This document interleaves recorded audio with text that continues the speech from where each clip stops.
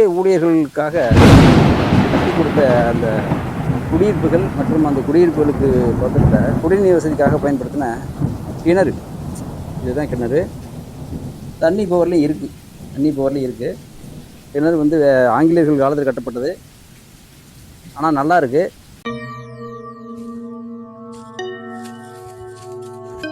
இந்த குடியிருப்புகள்லாம் இதுதான் ரயில் நிலையம் இருந்ததுக்கான அடையாளங்களில் மீதம்.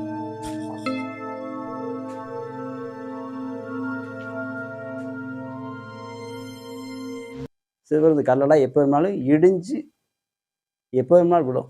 எல்லாம் தகுந்து போய் தான் நிற்குது. இது எல்லாமே ஆங்கிலேயர்கள் காலத்தில் உருவாக்கப்பட்ட. வணக்கம். இப்போ நம்ம இருக்கிற இடம் திருச்சி திண்டுக்கல் மாவட்ட எல்லையில் இருந்து மறைந்து போன ஒரு ரயில் நிலையத்தை பற்றின வீடியோ தான். இப்போ நீங்கள் முன்னாடி பார்க்குற இந்த இடத்துல தான் தங்கம்மாப்பட்டி அப்படிங்கிற நேமில் சுமார் ஒரு 25 வருஷத்துக்கு முன்னாடி ஒரு ரயில் நிலையம் இருந்துச்சு. இந்த இடத்துல பெரிய ரயில்வே ஆஃபீஸ், டிக்கெட் கொடுக்கறது, மக்கள் தங்கிறது, இந்த மாதிரி இடத்துல இப்படியே இந்த பக்கம் பாருங்கள். இப்படியே இந்த இடத்துல ரயில்வேயில் இருக்கிற அந்த மேலே அந்த சாவி மாதிரி கொடுப்பாங்களே, சிக்னல் கொடுப்பாங்களே, அந்த ஆஃபீஸ் இருந்தது. இந்த இடத்துல வந்து ரயில்வேயில் 2 ட்ராக் வந்து கிராசிங் ஆகி போகும். அந்த அளவுக்கு ஒரு பெரிய ரயில் நிலையமாக இருந்துச்சு. மக்களுடைய போக்குவரத்து இதெல்லாம் குறைஞ்சதுனால இந்த ரயில் வந்து கொஞ்சம் பின்னாடி ரயில் எடுத்துட்டாங்க. இப்போ இந்த ரயில் நிலையம் வந்து வெறும் ரயில் போகிறதா மட்டும்தான் இருக்குது. இதோட ஆப்போசிட்டில் வந்து ரயிலுடைய மறுபாதை வந்து நீங்கள் பார்க்குறீங்களா, அந்த பக்கம் அப்படியே திருப்புங்க. ஒரு நிமிஷம் போங்க. இப்போ நீங்கள் அங்கே பார்க்குற அந்த இடம் லாஸ்ட்டாக அந்த பக்கம் தெரியுது பாருங்க. அந்த மலை ஓரமாக தெரிகிற இடங்க வந்து இன்னொரு ரயில் வந்து திருச்சியிலேருந்து திண்டுக்கல் நோக்கி போகுது. நீங்கள் பார்க்குற இந்த ரயில் பாதை திண்டுக்கல்லேருந்து திருச்சி நோக்கி போகிறது. இந்த இடத்துல தாங்க பெரிய ஆஃபீஸ் இருந்துச்சு. இதனுடைய எச்சங்கள் கூட என்ன இருக்குது பாருங்கள். இதெல்லாம் அந்த கட்டடங்கள் இருந்து இன்னைக்கு பிரித்து போட்டதோடைய மிச்சம். இதெல்லாம் அதனுடைய அடித்தளம் இருந்த இடமெல்லாம் கூட இன்னும் அப்படியே இருக்குங்க.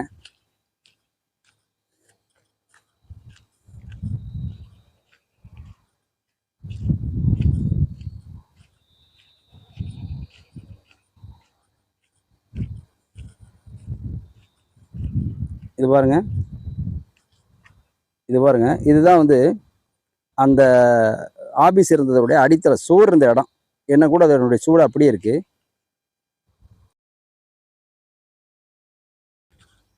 இப்போ இந்த பாதை முதல்ல ஒரு ரயில் பாதையாக இருந்துச்சு. இப்போ சமீபமாக வந்து 2 பாதை, ரெட்டை ரயில் பாதையாக போட்டாங்க. இப்போ நீ இந்த பார்க்குற பாதை திண்டுக்கல்ல இருந்து திருச்சி மார்க்கமாக கிழக்கு நோக்கி போகிற ரயில் பாதை. திருச்சியிலேருந்து திண்டுக்கல் நோக்கி போகிற பாதை வந்து நீங்கள் தூரத்தில் தெரிவித்தீங்களா, அந்த மலை அதன் அடிவாரத்தில் இப்படியே இந்த பக்கமாக போய் அந்த ரயிலோட எட்ஜ் தெரியும் பாருங்கள். லாஸ்ட் அந்த கம்பம் தெரியுது பார்த்தீங்களா, அதில் ஜாயிண்ட் ஆகி திண்டுக்கல் நோக்கி அந்த ரயில் வந்து பயணமாகிடுது. இந்த இடத்துல மட்டும் ரயிலை வந்து பிரித்து போட்டிருக்காங்க. நீங்கள் இந்த மலையடி ஓரத்தில் வர ரயில் பாதை வந்து ஒரு சுற்றுலாத்தலம் மாதிரி இருக்கும். ஏறக்குறைய ஒரு 80 அடி ஆழத்தில் இந்த ரயில் பாதையை பிரித்து போட்டிருக்காங்க. இந்த ஏரியாவில் தான் தொங்கு பாலம் அப்படின்னு சொல்கிற ஒரு பாலம் இருக்குது. அந்த பாலத்தில் வந்து பில்லரே இல்லாமல் அந்த லென்த்தை வந்து இந்த பாலம் கட்டியிருக்காங்க. அந்த பாலத்தில் கூட மாயின்னு சொல்லி ஒரு சரத்குமார் படத்தில் கூட ஒரு சீன் எடுத்திருக்காங்க. இது ஒரு சுற்றுலாத்தலமாகவும் இருக்குது. வந்தால் அந்த இடம் பார்க்கலாம். இப்படியே வந்து நம்ம திருச்சி போயிடுறோம். அந்த கிழக்கு புறநகர் கரையிலேருந்து இந்த வழியாக நோக்கி திண்டுக்கல். இப்போ நம்ம அந்த ரயில்வே ஊழியர்களுக்காக கட்டி கொடுத்த அந்த குடியிருப்புகள் மற்றும் அந்த குடியிருப்புகளுக்கு பக்கத்தில் குடிநீர் வசதிக்காக பயன்படுத்தின கிணறு. இதுதான் கிணறு. தண்ணி பவர்லையும் இருக்குது. கிணறு வந்து ஆங்கிலேயர்கள் காலத்தில் கட்டப்பட்டது. ஆனால் நல்லா இருக்குது. ஆனால் பராமரிப்பு இல்லாமல் இருக்குது. நம்ம அப்படியே அடுத்து இந்த குடியிருப்புகளுக்கு பகுதிக்கு போகிறோம். நீங்கள் இப்போ இந்த பார்க்குற இந்த குடியிருப்பு இது எல்லாமே சிதிலம் அடைஞ்சு எல்லாம் புதர் மண்டி கிடக்கு.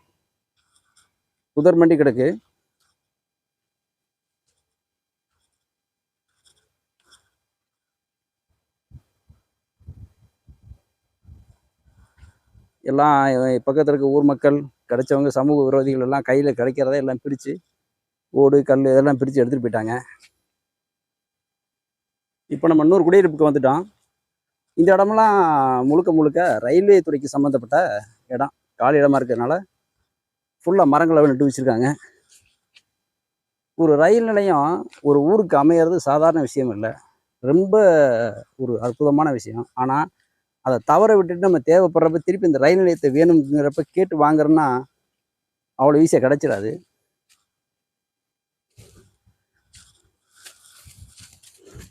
இந்த குடியிருப்புகள்லாம் இதுதான் ரயில் நிலையம் இருந்ததுக்கான அடையாளங்களில் மீதம்.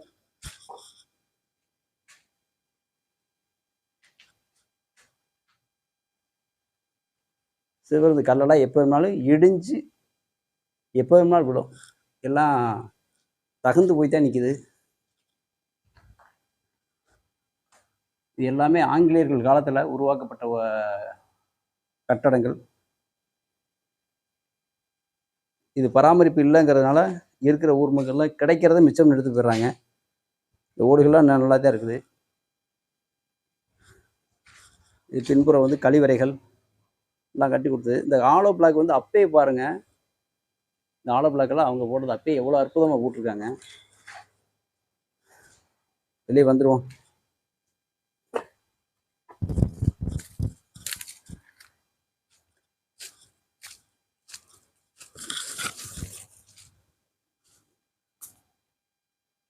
ஒரு ஊருக்கு ரயில் நிலையம் அமைஞ்சு அது மிஸ் ஆயிடுச்சுன்னா திருப்பி கிடைக்கிறது ரொம்ப சிரமம்.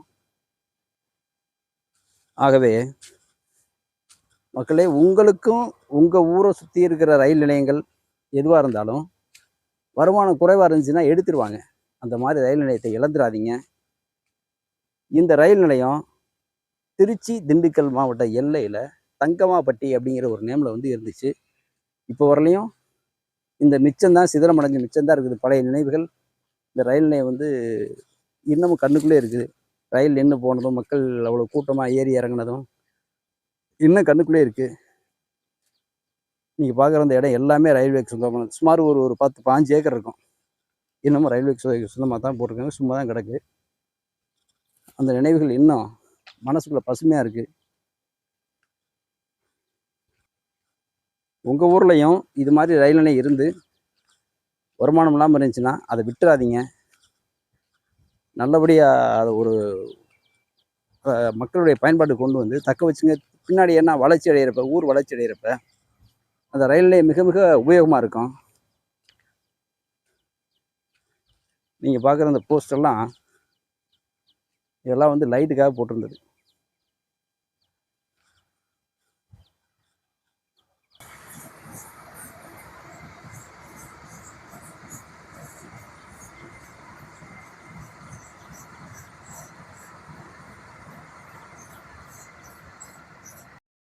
இப்போ இது போல் உங்கள் ஊர்லேயும் இது மாதிரி ரயில் நிலையங்கள் இருந்து ஒரு எடுக்க வர சூழல் வந்துச்சுன்னா போராடியாச்சும் அந்த ரயில் நிலையத்தை தக்க வச்சுக்கோங்க. ஏன்னா நமக்கு தேவைக்கு ஏற்படுறப்ப பின்னாடி இந்த ரயில் நிலையம் அமையறது வந்து ரொம்ப சிரமம். இப்போ பக்கத்தில் பார்த்தீங்கன்னா திருச்சி சென்னையோட பைபாஸ் இருக்குது. இதெல்லாம் பின்னாடி இந்த ஏரியாக்கள் வந்து மிகப்பெரிய ஒரு சிட்டியாக விரிவடைகிறதுக்கும் ஒரு வாய்ப்பு இருக்குது. இன்றைக்கி இந்த ரயில் நிலையம் இல்லாமல் போயிடுச்சு, மக்களுடைய பயன்பாட்டுக்கு இல்லாமல் போயிடுச்சு. மக்கள் வந்து அதை தக்க வச்சுக்காம ஏதோ ஒரு அசால்ட்டில் விட்டுட்டாங்க. இன்றைக்கி ரயில் நிலையம் இல்லை. இது மாதிரி உங்கள் ஊர்லேயும் ரயில் நிலையம் வந்து போக்குவரத்து குறைவாக இருந்து எடுக்கிற மாதிரி இருந்தாங்கன்னா அதை விட்டுறாதீங்க. பார்த்தீங்க. மீண்டும் இவ்வளோ நல்ல வீடியோ சந்திக்கிறேன். நன்றி, வணக்கம்.